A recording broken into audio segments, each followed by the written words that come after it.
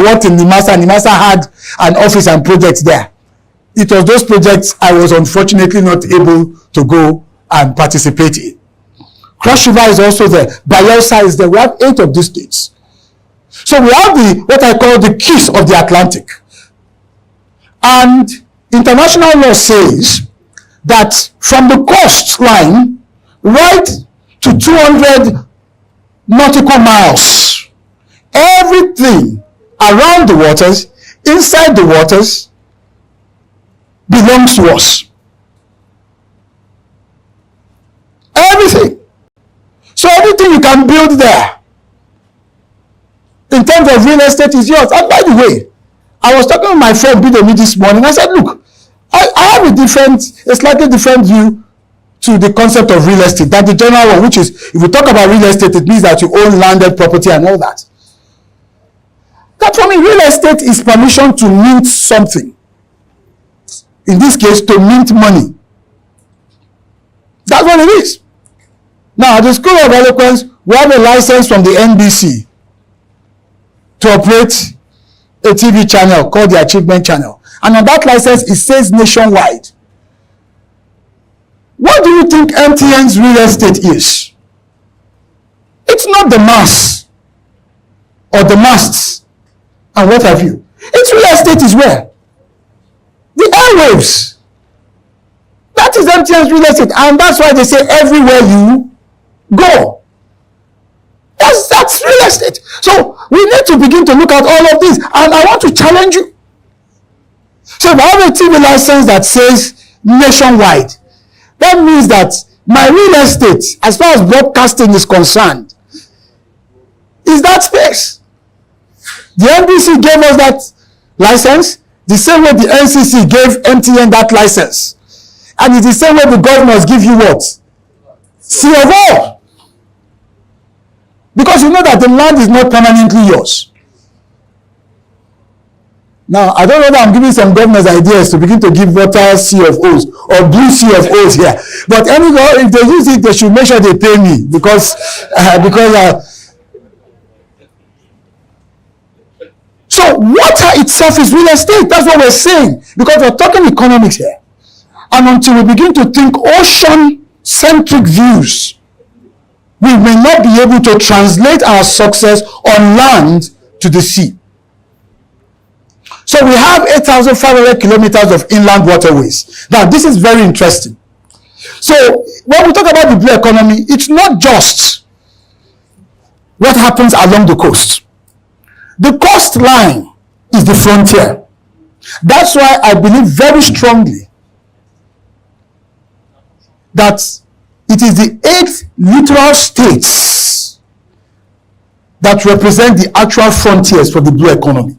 FIABC find a way to engage with each of these states, understand their needs, do a proper needs analysis as it relates to real estate. That is going to be your linkage. Because what we're trying to do here is simply convergence. How do we bring about a convergence of real estate prowess with blue strength, which is our comparative advantage? When we say blue, we're talking about the waters, and then create an economic outcome that rewards the players, and also do it in a sustainable manner that provides employment and uplifts the livelihood of all parties involved. This is the thinking of the blue economy. So the 8 littoral states are the frontiers, but inside the country, within the country, I call those 20 states, all connected by water, inland waterways network. We call them the blue corridors. 20 states in Nigeria can be linked within through water. And we have 8,500, over 8,500 kilometers of these inland waters. So think about those top 2, 853 kilometers coastline, and then 8,500 kilometers in-house. I'm going to spare you most of these others and then show you what I mean. Opportunities of the blue economy. This is our coastline. And there are cities everywhere here. There's Badagry, Ojo. These are all coastal, potentially coastal cities. Because that's where we are going to. Coastal cities. Look all the way right down to Bakassi. This is what we have for free. Every day we wake up to it. Economic possibilities that will not destroy the environment, that will create more jobs, guarantee more security, because if there's more development along these coastlines, it reduces insecurity. This is where the money is. Of course, I mentioned earlier on about what we have, our inland waters. So, my dear friends, I want to quickly point you to the buckets of blue opportunities. Let me tell you, you think you have made money, You haven't made money. If you're a long-term thinker and you can take or make the first mover's advantage, and of course, real estate business is a long-term business. This is where the money is. Every time I travel abroad, I pay more for the hotel room I stay in, as long as that hotel is closer to a water body than I pay for a regular hotel where normal people like you and I stay. Why? Blue economy. There's always a blue tax. We are enjoying this fresh breeze.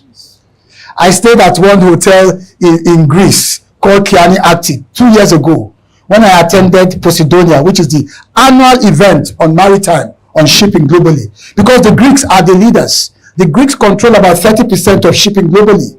That's why they could manage their major economic crisis. Their economy, their maritime strength, their blue strength was out of this world. Countries like Singapore, all they are doing, they control 25% of maritime labor, seafarers. So imagine what those young boys from ships are repatriating. It gets to a point where nobody is bothering about revenues that government is collecting, but the collective effect, the collective blue effect from blue activity is significantly flowing in. I'm not just talking about trickle down when one person makes $1 million. No, that's trickle down economics. It's risky, it's unpredictable. But when it is a flow, and it flows, you know that everything in that hemisphere is going to feel the effect of the current. That's the power of the blue economy.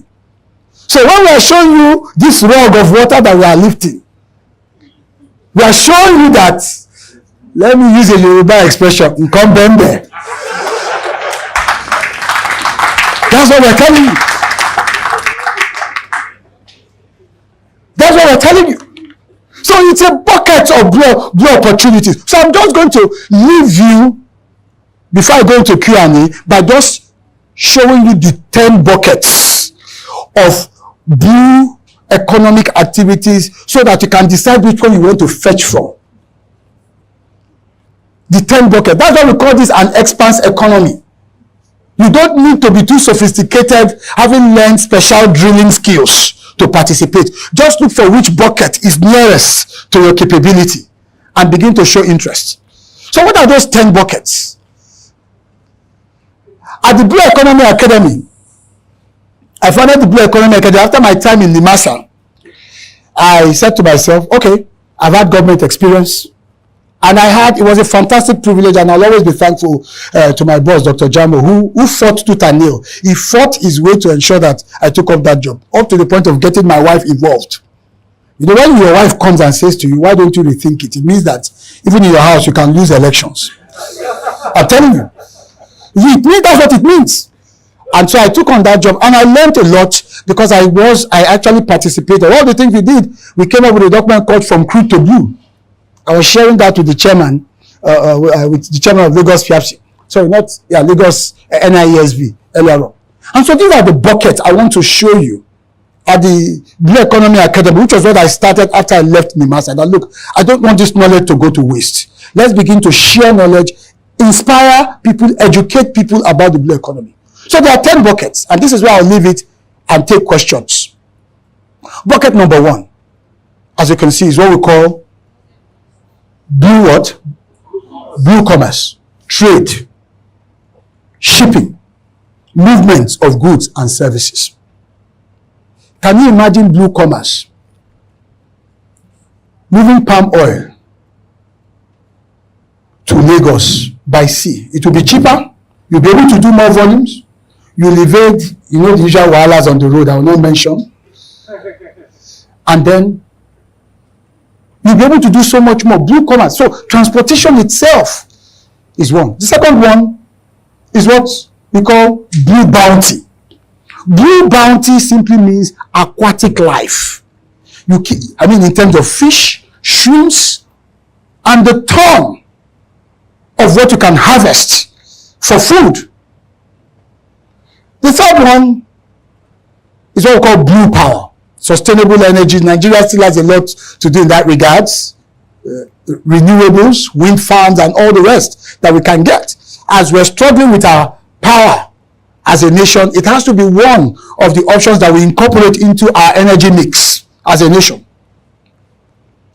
Then the one that I think concerns you the most is blue cities, coastal infrastructure, coastal estates. I would prefer to live near the ocean and enjoy the breeze, because the breeze is better if you're nearer the ocean. Have you noticed? It's better. Then you have a host of others. You have blue capital. How do we raise money? And FIABCI, this is going to be very important for you to engage and encourage your financiers to begin to think in terms of what we call blue bonds. Blue bonds. We have a series of programs at the Blue Economy Academy where we go into each of these buckets. It's a course you take for about a month to understand the total dimensions of the blue economy before you begin to get involved. Blue capital, because our finance institutions need to learn these things. We now have green bonds. There are various ways to raise money, raise capital for your projects. But if your players or if your financiers don't have the understanding and what the rules are, they're not going to be able to provide that support meaningfully. Then there's blue governance and justice, and I'm glad we have a government presence here. There is the kind of awareness that is required to function in that space. So lawyers have a place here. If you're a lawyer, I would advise you to begin, if you are serious about the economics of your profession. This is one of the most untapped aspects of the legal profession. I could count the number of maritime lawyers I met during my 3 years at NIMASA. And yet, that was a sector that required so many lawyers in terms of specialization. Not to talk about blue governance and justice. Then Blue Nexus is about biotechnology and all of the various intersections of technological applications to drive the blue economy. Then we have blue climate. It's very important for those of us who care about the environment. Thankfully, every state now has a Ministry of Environment, and there are actions being taken because we must be stewards, worthy stewards of the environment. As we take resources from it, we must preserve it so that there will be a place to go back to continue and make it sustainable. And then we have blue talents. I mentioned the Philippines. 35% of seafarers in the world today, global supply of seafarers, are Filipinos. Pardon? You consent to it. Thank you very much. They are Filipinos. And you know the interesting thing? In maritime, you get paid in dollars. Because maritime is international. So blue talent is there, capacity building there, and then finally blue ventures. The kinds of businesses we need to set up. Young entrepreneurs need to begin to think. Startups in the blue sector, in the blue economy. So these are the things I want us to understand. It is not in my place to educate you. I am the least qualified to educate you when it comes to the specs of your business in real estate. I've only come here to shed light to help project what the trend is as far as this emerging sector is concerned. It's only emergent for us in Nigeria. It is a sector that has taken hold globally. And to challenge us to begin to think about making Nigeria blue. More blue is what we need. More blue, so that we will not suffer the blues. Thank you very much. Thank you very much, sir. That was another big ocean of knowledge that we have just shared with us today. So we'll take Q&A. Because we don't have so much time, we'll take just 3 people. I know we have more questions, so I'm going to take in the order in which we raise our hands. So I have number 1. Please note that, sir. Do we have any other question in the house? Oh, we are all okay. Are you raising your hand? So number 2, sir. Okay. I think that's okay. We are all together. Your name, sir, your family, and your question. My name is David. Good afternoon, everyone. You say David? I represent PIOCCI, which is of Indian Chamber of Commerce and Industry, which is a global body of 36 million Indians working abroad. And I work the African region. I represent 54 countries from Lagos. Let me tell you, I don't want to have a question. As Professor Ubang said, I'll use the word professor. Most of these things, like, what you brought, I just want to add some supplements with your permission. Because I know you're a figure of the day, and you're trying really to make it a homework today. Let me add to it. And I want all of us to, see in practicality some of those things what Professor has mentioned today, which many countries have achieved. The first thing what is started with the villages, towns and cities. If you have time to, I welcome you to India and come to a state called Tamil Nadu. We built the temple from 7,000 kilometers far from Tamil Nadu called Angkor Wat in Cambodia. And those villages, if you see even today, there are houses which are not less than 6,000 to 8,000 of square feet, the minimum smallest house. Because that shows when you are at the coastal city, you can connect to the whole world. So I just wanted to supplement Professor on this issue. Number 1. Thank you. Number 2, we mentioned an inland waterways. Thanks to our current government in India, they are working tirelessly and with safe cost. Not only cost, the headache that we see on Nigerian roads. I just put in one number. For me, India has got a very big coastal, I don't remember the numbers, I think 5,000 kilometers or so. So earlier, we used to produce something in Kolkata from eastern part of India and you take to western part of India. It will cost you 15 rupees per kilometer with fuel, toll and all the nonsense on the road. Because to tell you, Nigeria is just a pilot of India, what India used to be for 20 years ago. So we've seen all those things. So today, the same thing, you pay 1.5 rupees. You see how the water line moves and helps us. We're studying on the road and the quantity. So Professor, that is the second thing that I wanted to supplement. Good. Thank you. The third thing that I wanted to add to this gathering here is, let me tell you, yes, it is not a matter of government. Those who are still sleeping and waiting for the government to do, government may not come. Whose government is that? Who is the representative? Who are those gentlemen sitting on the office? Please, go and engage them. He's right. The whole world is waiting, not for a decade. They have done another decade has gone. If you don't engage, the delay is yours. Your country is struggling. You are struggling. Thank you very much, sir. Thank you very much. Appreciate that. Thank you very much, sir. India is one of the leading maritime nations in the world today. We can't, maritime and blue economy, we can stay here and go on and on and on. As you can see, I still have like 4-5 slides, but again, that's why you have to come to the Blue Economy Academy, because we sit you down and we take you into it to understand what the dimensions are that we're dealing with. Then you take your own slice, your own bucket, and say, look, 10 buckets, I think this one bucket is enough for one lifetime. Let me now begin to drink from it and drill into it. Oceans of opportunities. In fact, think of the ocean this way, or the blue economy this way. Think in terms of vastness, as vast as the seas are, and think in terms of depth. Vastness and depth. That is what defines the true riches that are available with regards to the blue economy. Thank you so much, Peter. I want to first of all take a lead from what Ms. Ishla. Yeah, and you are very famous about what's happening in your country. Yes, the vastness in this area, the depth, your country has understood it and tapping into it. I will tell you, we also understand it here. Unfortunately, we have a lot of bottlenecks that have made us to stand still, and we are not tapping into the resources.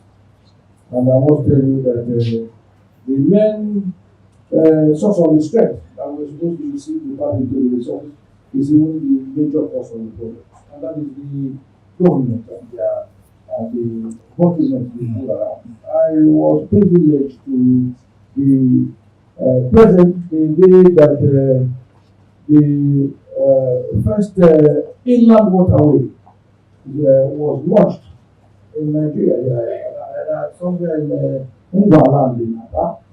That was about almost 20 years ago. I was there.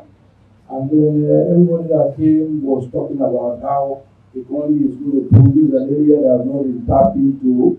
You have explained here now how you travel from your country to another country you mentioned, how the developments have sprung up and then dead areas have just come alive. That was the target of what was happening at but the time after that date, the whole thing was standing still. The people who were looking this idea, many of them went bankrupt because of the problems they were having with the government. Everybody in government wanted to come and have a piece of the game and forgot what they were supposed to do. Asking for the own, if you don't want to give me part of this whole thing, the whole matter will die. And later, after some years, I was not hearing that, they said the first inland waterway that we launched in somewhere in Kaduna State. One of the ones that was happening in the people that need it most are not even having it. And so, when you talk about the government is, we shouldn't wait for the government. We have to wait for them. Because generally speaking, it's not as if we don't know what we are supposed to do. You are here with packed with knowledge about what we can do, and I'm sure so many of us who, but I've known this. Yes, every day, our eyes are open about the vastness of the blue economy. And I must tell you, I want you to help us out. How do we navigate ourselves out of this bottleneck? Not by the greed and feel that we greed of people in government. Or is it lack of talent, or is it lack of knowledge? We don't understand. But until that thing is unwound, we will not move into that. Thank you very much. Thank you very much. As one who has worked in government, I agree with you. Government is that space. Government all over the world is not just Nigeria. Government is always a laggard. We must understand that all over the world. We can argue the degrees to which this happens or that. For instance, you have in America now, the government wants to create a Department of Government Efficiency because it feels, the current administration feels things are not as efficient as they should be. That's the nature of bureaucracies. That's why I said, that's why I mentioned that quotation, that I could not wait for success. So I swam out to it. Engagement is very important. For instance, one of the things, when we started engaging the state governors, we realized that by going there, telling them, this is what we have on the table that we are about to do, and you might miss out. That was enough to trigger a response. That's why it's a partnership. That's why I said advocacy will not cut it anymore. We've got to think engagement. There's no government you will go to and put some value on the table and there will not be some level of conversation. Because here's the mindset of those in government, that when you come to them, it's as if you are looking for something. That's the typical mindset. But we now need to reverse that look, we are bringing something. There are 8 neutral states. FIABC cannot engage with all 8 and not get a positive response from at least one.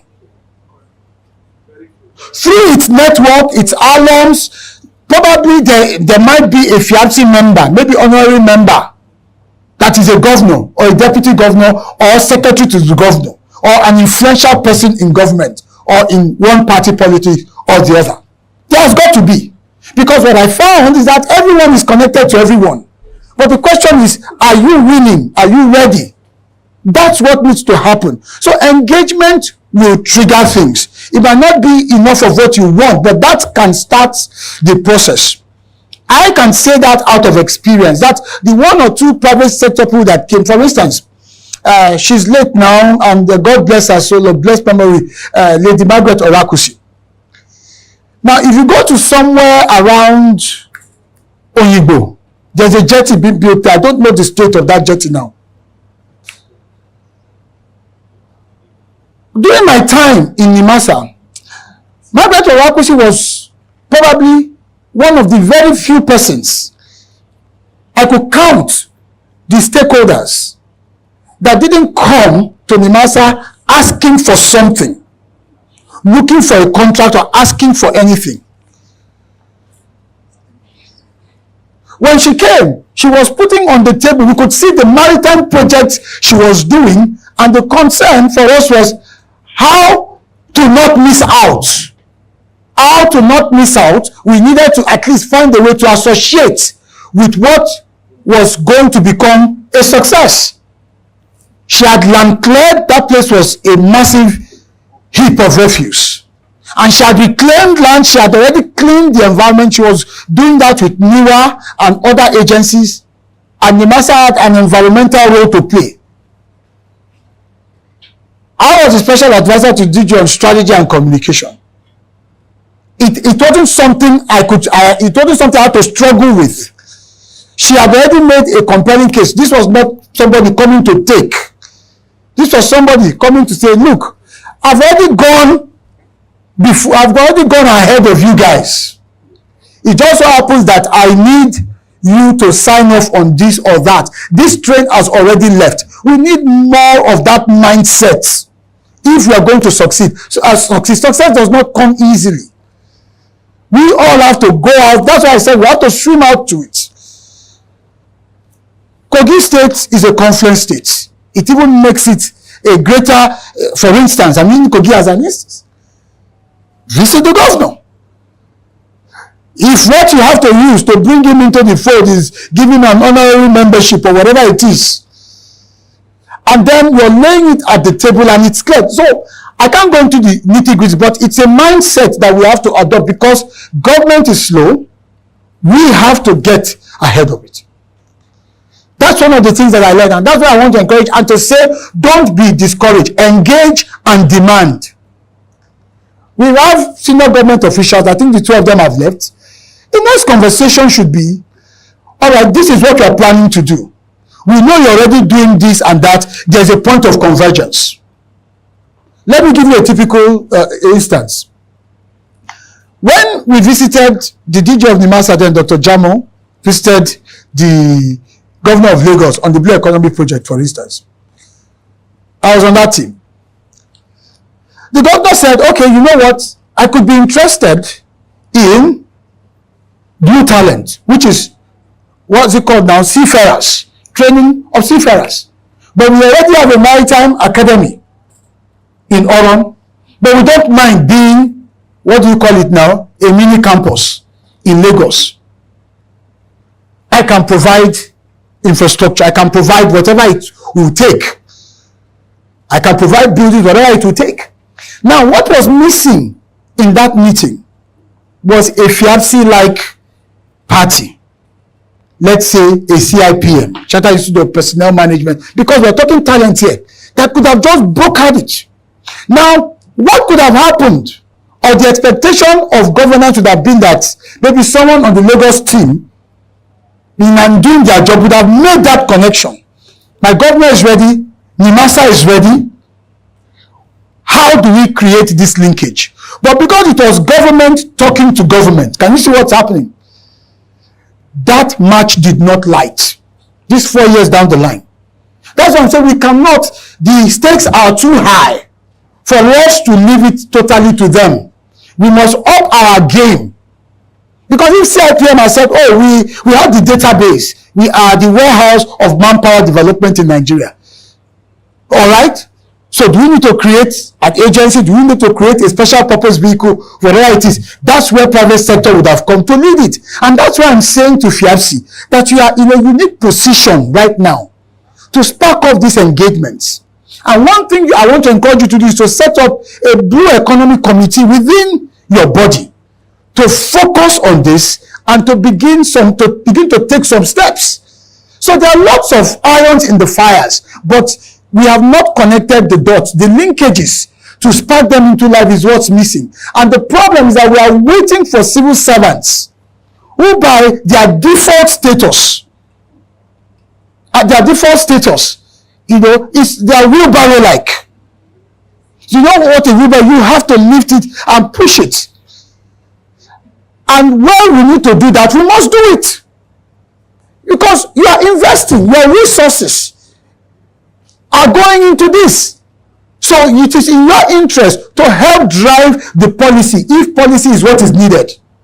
If policy is the only thing remaining, to help drive it, it is in your interest. So you must find a way to have a seat at the table. That's how this works. Otherwise, we'll keep preaching it as you've continued to say, and nothing will come out. For me, as the founder of the Blue Economy Academy, what I have, NIMASA in 3 years was like my PhD in maritime and blue economy. As a technician, I know how it works. And what we have done at the Blue Economy Academy is to translate that into modules of learning, but in a very functional way. Not academic now. These are the things you can begin to do. Calls you can begin to make. Just like you have Lagos Business School. As you're finishing a program in Lagos Business School, you're already seeing results from the network, the connections, and what have you. So most of us have access to governance. How are we using the access? How are we leveraging it to move industries and sectors forward?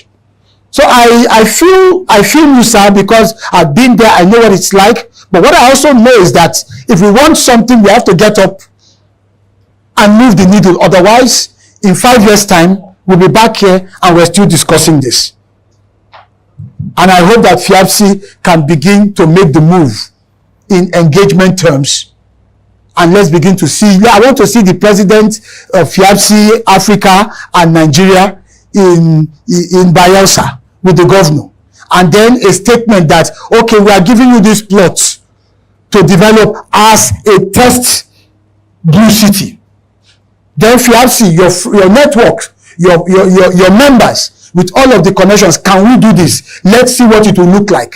And I can tell you, the governor of Ogun State, once he sees that, he will call Mr. Adele and say, are you not my brother again? What happened? I'm seeing you in Bayelsa. That's how things work in this country. Well, I'm seeing you in Bayelsa. What happened? You are from this state. That will be the next question. I can tell you from my state that if they see me doing this, they will ask, and you are from this state and you have never, they will accuse me as if it is my fault. But the point I'm making is there are things we can do. There are low-hanging fruits. Let's take them first and let the policy and the bureaucracy catch up. They are lagging indicators. They are laggards. Okay, thank you very much. Okay. All right. I guess I'm done. One take. Yeah. Sorry, we just have one more question. One more? Okay. Good afternoon. Good afternoon. I'm Reverend Dr. Babasile Harris. I'm from New York City. My question to my honorable, you are very inspiring, your message, and eloquent. My question is, I've been watching and I see the ocean bringing dollar in. Now, luckily, I'm one of the contact persons in New York City when it comes to affairs of Nigeria and Africa. My question to you, my honorable, how can we be in safe haven when it has to do with honest person to deal with in Nigeria? Now, I want to see or hear from the panel, who can we get in touch with when we want to get property here that we won't cultivate in empty barrel, that we pay and we don't get nothing in return. Fortunately, I'm very close to the Black American business people and developers. And I think before COVID, the main Sanwo-Olu came to the US to ask for people of business. And unfortunately that I was there as one of the people that he spoke with. Now I want to see how you can make it that we will have confidence in Nigeria when we're talking of real estate. Because we have big real estate developers that they are interested in Nigeria real estate. I was invited to Nigeria Embassy last year. They urged me to use my influence to bring business people to Nigeria. Where our problem started from is the consulate, where they can't get visa because they contacted visa to a private company. So now, if you can advise me, so I carry the message home, that we are safe to do business with Nigeria or Africa particularly, that these are the list of people we can deal with, that we can sleep without open one eye. Okay. All right. Thank you very much, sir. Thank you very much, Reverend. We appreciate your question. It's always a germane concern because these are investments that we're talking about here.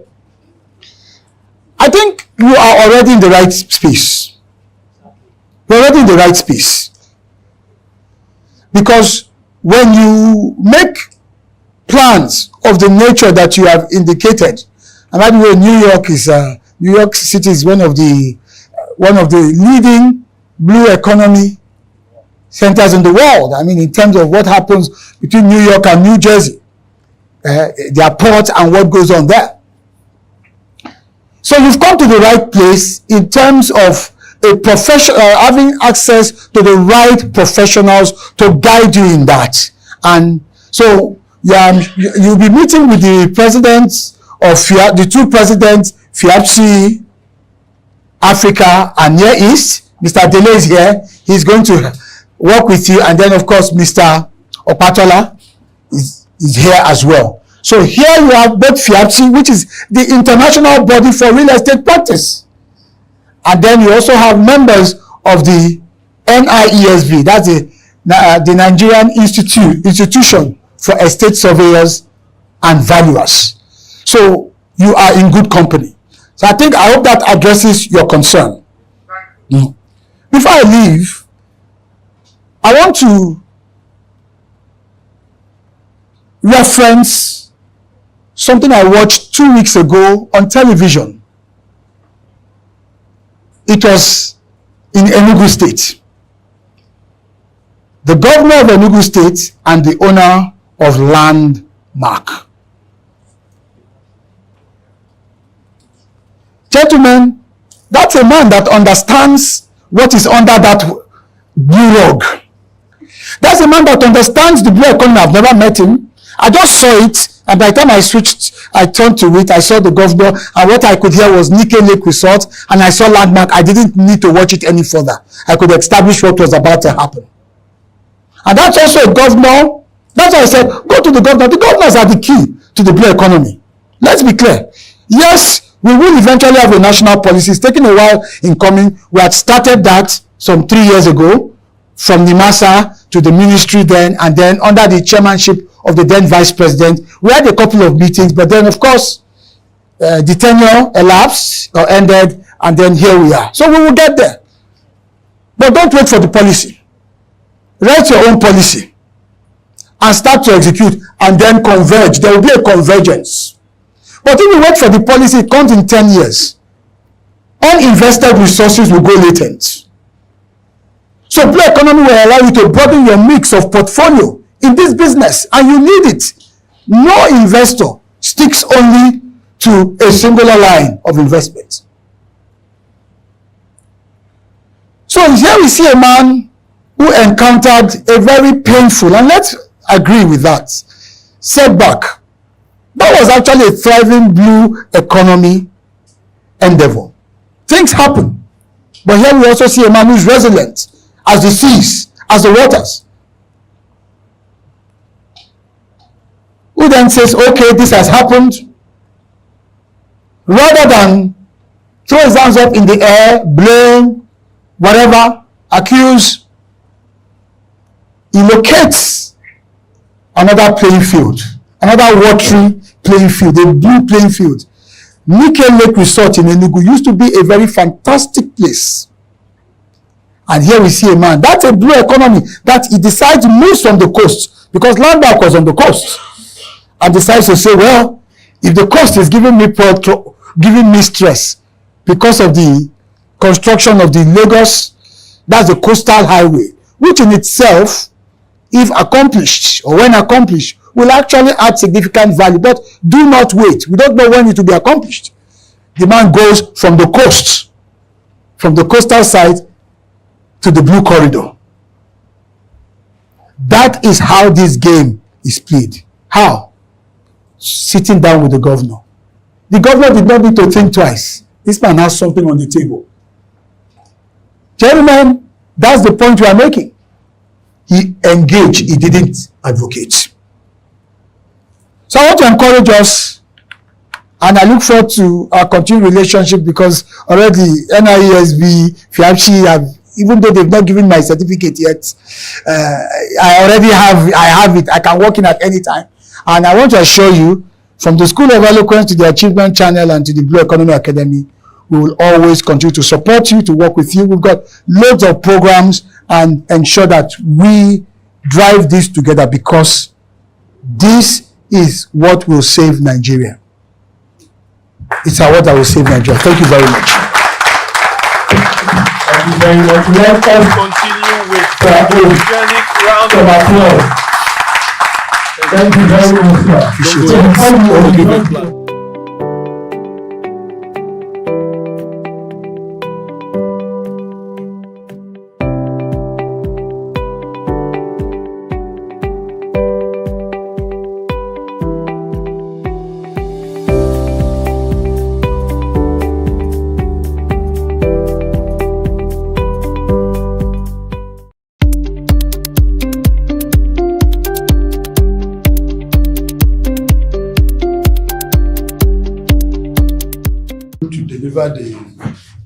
Who's going to talk with us? Who will lead the discussion? Let me say it that way.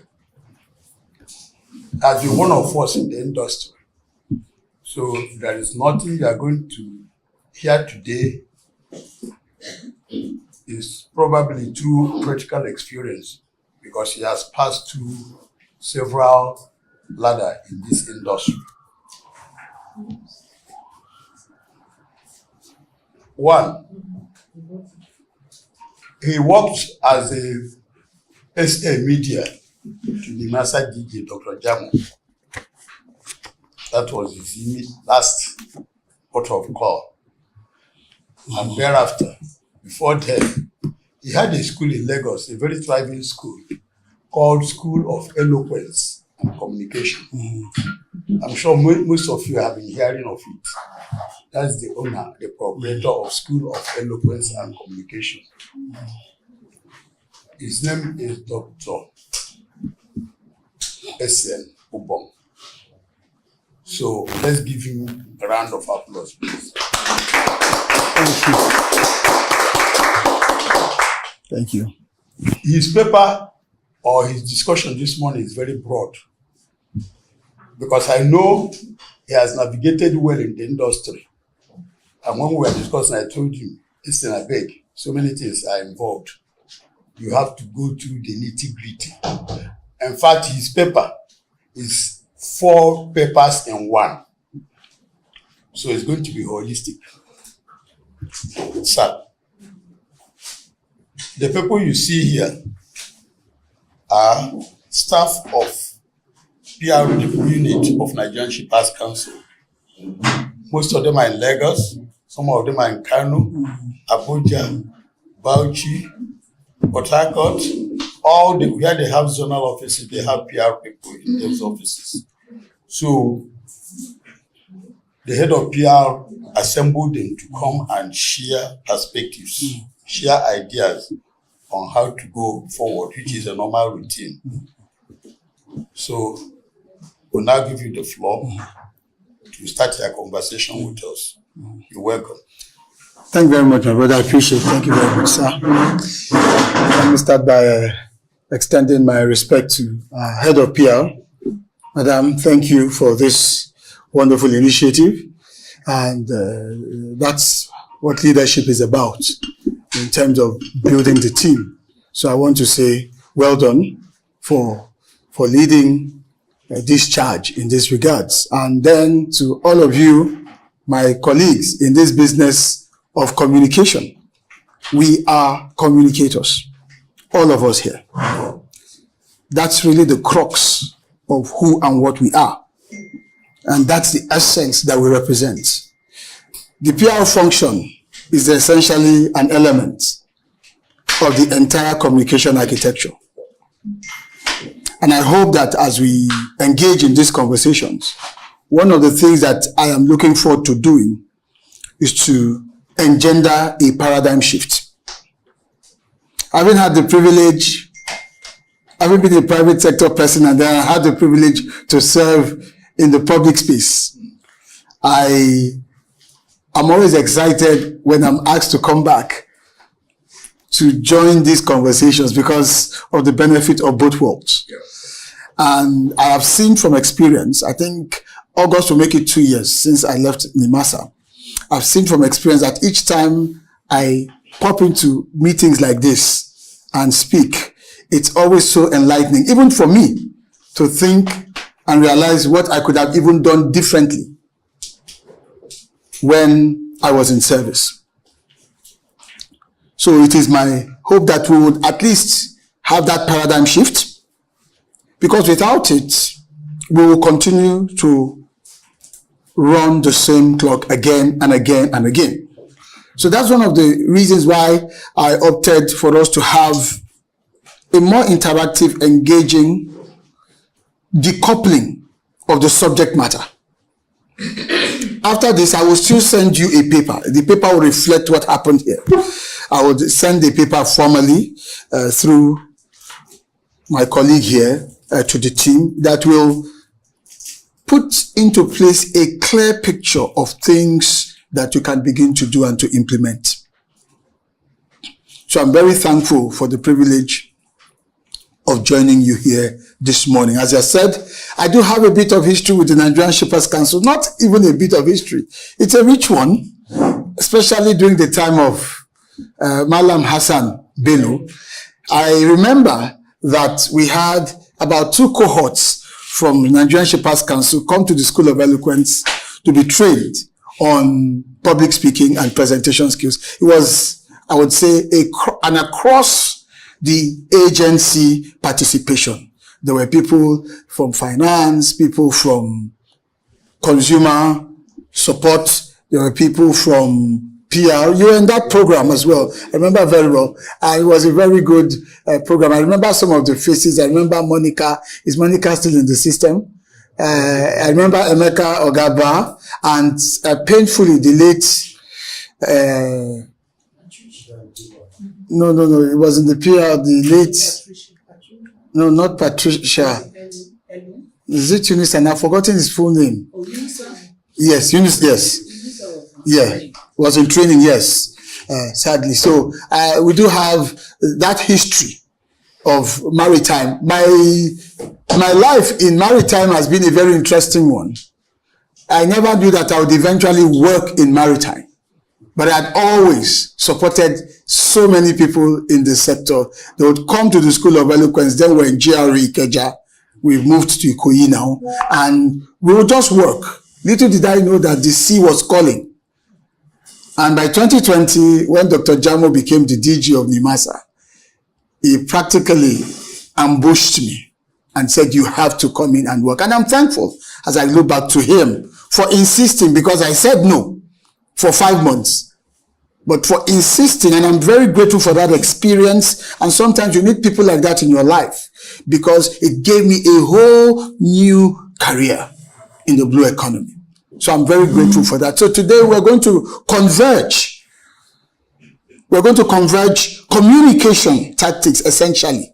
Even though you're referred to as the PR unit, we're going to converge communication dynamics into that space in our port community system, where Shippers Council operates as the economic ombudsperson. The amazing thing about the maritime ecosystem is that everybody has got their space. For us back then in the NIMASA, it was all about safety and what have you. But for you, it's pure economics. And so, as we start this conversation to engender a paradigm shift, the first thing I want you to note is that you must see yourselves as communicators, first and foremost. Why am I making this point? The typical tendency when you look at the PR architecture of a number of government agencies and entities, it's a default mode, is that, yes, in terms of the PR function, we are almost always on crisis mode. Have you noticed that? We are either praying that something does not go wrong, and when something goes wrong, a lot of the times it catches us flat-footed. So we are constantly playing catch-up. We are constantly in reactionary mode. So we call the press, put out a press release. We are constantly just sending all of these information out for it to circulate. That's what typically happens. And the maritime space being such a volatile operating environment, because there are just so many players doing so many different things, from security to safety to trade, so much just keeps going on. We're here, a lot is going on. We have no clue what's going on. So our thinking must evolve into a more strategic pattern that envisages, that plays the devil's advocate, that anticipates, that just sits down. Maybe in your office, 2-3 of you can just sit down and just begin to throw up scenarios. Scenario thinking must be part of how you operate.